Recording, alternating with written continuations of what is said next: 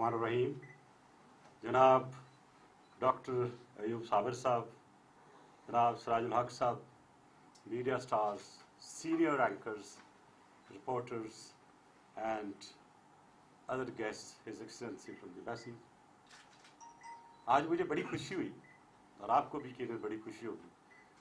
आज हमारे दरमियान में एक स्कॉलर और एक दीनी स्कॉलर और स्कॉलर मौजूद हैं। जिस अंदाज से खुलकर बात आज इस हाल में हुई है, नहीं होती। हमें क्रिटिसिज्म भी लेनी है, हमने सोच को बड़ा भी करना है, हमने कायदे आज़म का यूनिटी फेथ डिसिप्लिन भी देखना है, हमने इलामा अकबाल के दिया हुआ दर्स भी देखना है, हमने आने वाली नस्लों को भी देखना है। जाते हुए दो सिर्फ बातें करूँगा और मैं अपने अजीम बुजुर्ग और दोस्त बड़े भाई और सिराजुल हक साहब से एक क्वेश्चन छोड़ूंगा जिसमें मैं तहकीक कर रहा हूँ, आप भी मेरी मदद कीजिएगा कि आखिर क्या वजह है कि सिर्फ टेररिज्म मुसलमान मुल्कों में ही क्यों है। आप पूरी दुनिया में नज़र घुमा के देख लें, आपको किसी जगह पे टेररिज्म नज़र नहीं आएगी, सिर्फ मुसलमानों की टेरिटरी और इलाके में आएगी। इस पर मैंने बहुत स्टडी की, मैं एक आर्टिकल लिखा है इस्लामफोबिया पे, मैं आपको नज़र करूँगा और मैं इस नतीजे पे पहुँचा कि वेस्ट जो है वो मुसलमानों को आपस में लड़ाकर एक्सट्रीमिस्ट शो करके, जालिम शो करके वो अपना मकसद हल करना चाहता है। मुझे अफसोस के साथ कहना पड़ता है और दिल से कह रहा हूँ कि मैं जब दो अफगानों को लड़ता देखता हूँ तो मेरा दिल रोता है।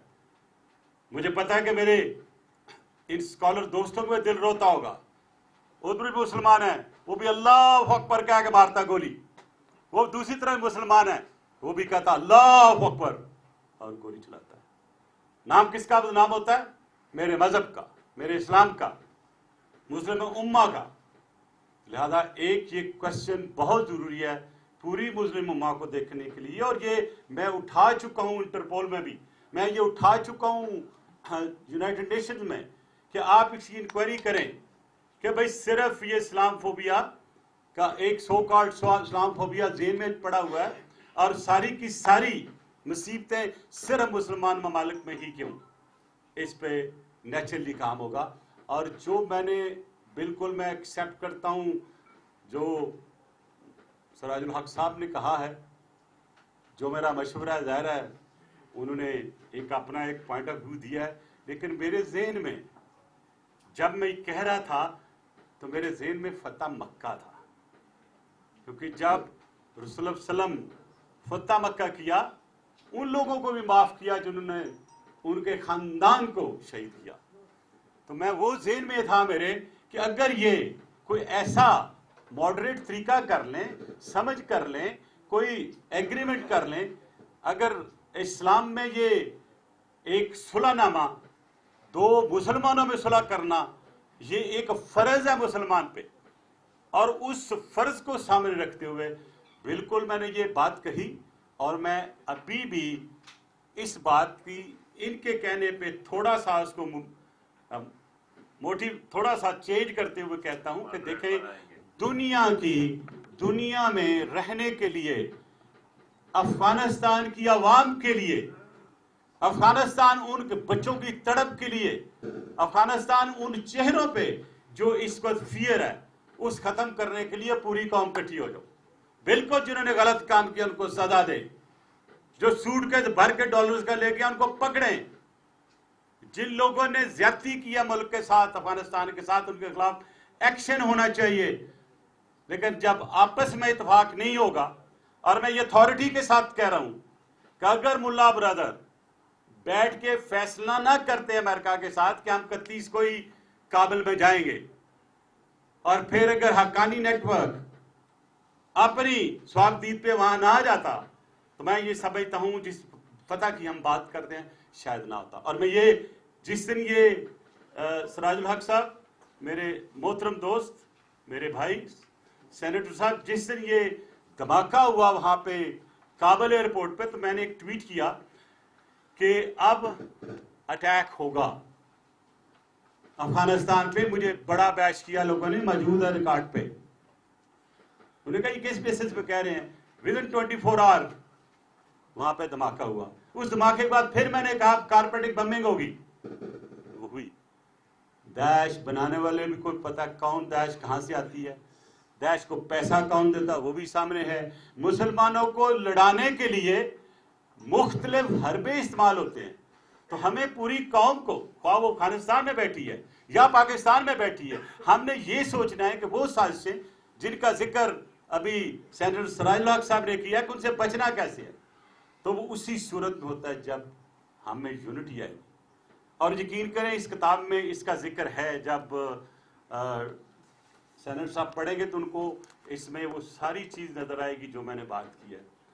اور کیونکہ میں نے ایک جنگ لڑی ہے 5 سال، اور جس میں میرے سر کی قیمت 1 ارب روپیہ رکھی ہوئی تھی، میں لڑتا رہا. جی ہاں، ریکارڈ کا حصہ ہے یہ.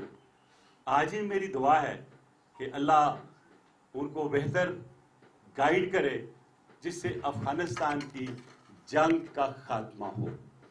اور جنگ کا خاتمہ ہونا چاہیے. اس افغانستان کی جنگ میں صرف افغانیوں کا خون نہیں ہے، میرے پاکستانی بہن بھائیوں کا، میری فوج کا، میرے بچوں کا، میری باؤں کا، میری بہنوں کا خون ہے. 80,000 لوگ ہم نے شہید کروائے اس جنگ میں، اس وار آن ٹیرر میں، جس میں ہم اپنی بے وقوفی سے کودے. USSR ایک پلان کے تحت آیا، ہم گھس گئے. 9/11 کے بعد جو ہوا آپ کو پتا بھی تھا کہ نہیں پتا 9/11 کس نے کیا، کیسے کیا، کیا ہوا، وہ لوگ کون تھے، وہ کون پاسپورٹ چھوڑ کے گیا تھا، کیا یہ ریموٹ کنٹرول تھا، کیا یہ نیچے سے اس کو کوئی ایسا طریقہ کر کے اس کو پوری زمین دوز کیا گیا، زمین بوس کیا گیا. بہرحال یہ ایک تحقیقی عمل ہے جاری، آج بھی تو 10 سال بعد آئے گا. لیکن میں یہ عرض کر دوں، پاکستان، اور خاص طور مجھے پتہ ہے کہ میرے دوست سینیٹر سراج الحق صاحب کا بہت انفلوئنس ہے، خاص طور پہ ریلیجس کمیونٹی پہ. میں بھی ان کی عزت کرتا ہوں، بہت عزت کرتا ہوں، بہت کچھ سیکھتا ہوں. اور اگر ہم کوئی ایسا رستہ نکال کے دے سکے، کیونکہ اگر پاکستان کی حکومت کو ایسا رستہ نکال دی، کہیں گے کہ یہ طالبان کے ساتھی تھے، یہ ان کو سپورٹ کرتے تھے. اور اگر کوئی ریلیجس ڈیلیگیشن بیٹھ کے کوئی ایسا طریقہ نکالے کہ سب کو اکٹھا کر لے، جن کو سزا ملنی ہے ان کو سزا ملے، جنہوں نے گڑبڑ کیا ان کو سزا ملے، لیکن اس آنے والی نسل کو، اس بچے کو، اس ماں کو، اس باپ کو، اس کو بھائی کو اس جنگ سے آپ چھٹکارا چاہیے. اور میرا خیال ہے کہ بہتر آپ بھی بہت کچھ کر سکتے ہیں. مولانا فضل الرحمان سے بھی میں ریکویسٹ کرتا ہوں وہ بھی چلے، کیونکہ ہمارا ریلیجس کلاس کو آگے بڑھنا چاہیے. اور میں ان کو بھی دیکھ رہا ہوں جنہوں نے آج بھی افغانستان کے پار سے آ رہا وہاں پہ حملے ہو رہے ہیں.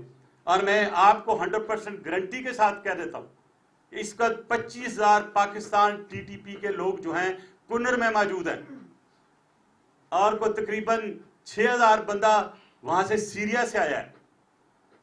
6,500 بندہ جو ہے وہ جو ہمارے افغانی انسرجنٹ تھے وہاں سے گئے ہوئے تو وہ بھی ہیں. یہ سارے کنر میں اکٹھے ہوئے ہیں.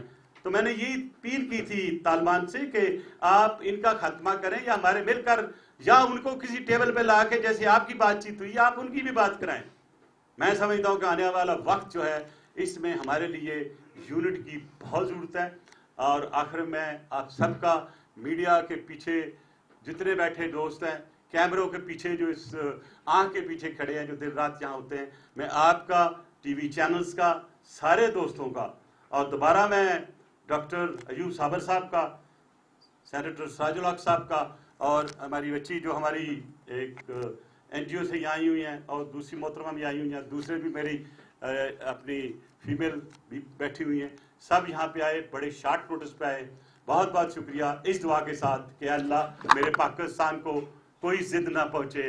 اے اللہ ہم سب کو گائیڈ کر کے ہم اس طرف چل سکیں جو ہمیں رہنمائی کی طرف لے جا سکے، پاکستان کی حفاظت کر سکے، آنے والی نسلوں کی بہتری کر سکے.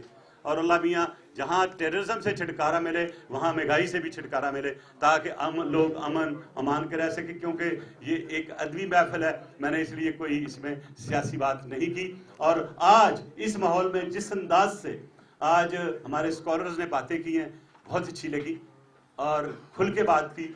اور کچھ چیزیں مجھے اور انویسٹیگیٹو لیڈز کہتے ہیں ہم انویسٹیگیشن میں، وہ مجھے آج سینیٹر ساجد صاحب کی طرف بھی مل گئی اور ڈاکٹر صاحب سے ملی. مجھے نہیں پتا تھا سراج الحق صاحب اتنے بڑے انویسٹیگیٹر بھی ہیں. Thank you very much. Pakistan زندہ باد. Thank you, sir. I would request Dr. Rahman Malik and Siraj Haq, sir, to